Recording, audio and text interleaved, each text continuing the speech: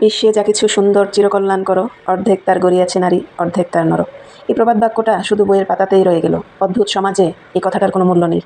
সংসার করতে এসে দেখলাম, যে মেয়েটার স্বামীর ইনকাম কম, সেই মেয়েটার দামও সংসারে কম।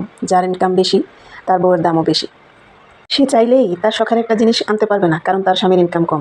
সে চাইলেই ভালো মন্দ নিজ হাতে ধরে কিছু খেতে পারবে না, কারণ তার স্বামীর ইনকাম কম। সে চাইলেই কোথাও ঘুরতে যেতে পারবে না, অনুমতি পাবে না, কারণ তার স্বামীর ইনকাম কম। সারাদিন কাজ করার পরেও তার একটা প্রশ্ন থেকেই যাবে, এটা করলা না কেন, এটা করেছে তো এইভাবে করলা কেন, ওইটা করা হলো না কেন। নানান প্রশ্নের সম্মুখীন তাকে হতে হয়। পরিবারের লোকগুলো একবারও ভাবে না যে সেও মানুষ, তারও কিছু ইচ্ছা অনিচ্ছা থাকতে পারে, তারও ভালো লাগা খারাপ লাগা থাকতে পারে, তারও কিছু শখ থাকতে পারে। কেন থাকবে? তাই আমার ওই সকল ভাইদের বলতে ইচ্ছে করে, আপনারা একটু চেষ্টা করুন, অন্তত নিজের ভালোবাসার মানুষটার জন্য হলেও যাতে জীবনে সফল হতে পারেন। আসলে ব্যর্থ হওয়ার কিন্তু অনেক রাস্তা আছে, কিন্তু সফলতার রাস্তা শুধু একটাই, পরিশ্রম।